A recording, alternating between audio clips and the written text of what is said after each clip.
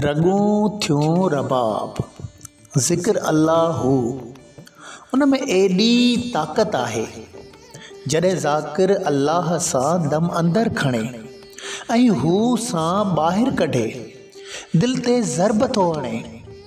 हिकु कलब जंहिंजो जारी नाहे थियल जारी थिए थो। जेकॾहिं सुस्त आहे त उहो वरी ज़ाकिर थिए थो।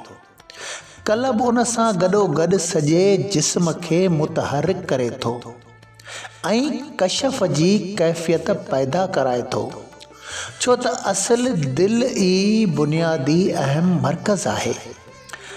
अलावान फ़ी अल जसद मदद एज़ा सलहत सलह अल जसद कलहू व एज़ा फसदत फसद अल जसद कलहू इला वही अल कलब।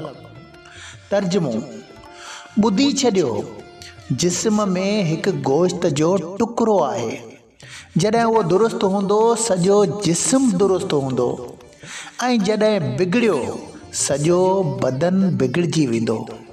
ॿुधो, उहो टुकड़ो माण्हूअ जी दिलि आहे।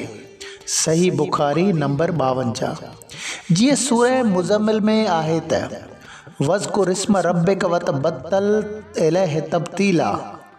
तर्जुमो: त पोइ पंहिंजे पालणहार जो नालो यादि कर ऐं सभिनी खां जुदा थी उन जो थियो। सूरह मुज़म्मिल नंबर 8 आयत। हिकु मस्ती लगन ज़ाकिर खे नफ़सानी ख़्वाहिशुनि ऐं ख़्यालनि खां बाग़ी करे थी। ज़िक्र अल्लाह जो ईअं अंदर में वञे थो जीअं हिकु सुनसान झंग में कंहिं मोर पखीअ जो मिठड़ो आवाज़ कननि जे ज़रिए दिलि खे राहत ऐं सुकून बख़्शे।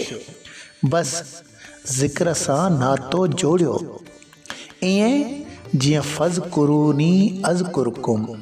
किताब रगूं थियूं रबाब, मुसन्निफ़ सैयद ग़ुलाम हैदर शाह कलंदरी।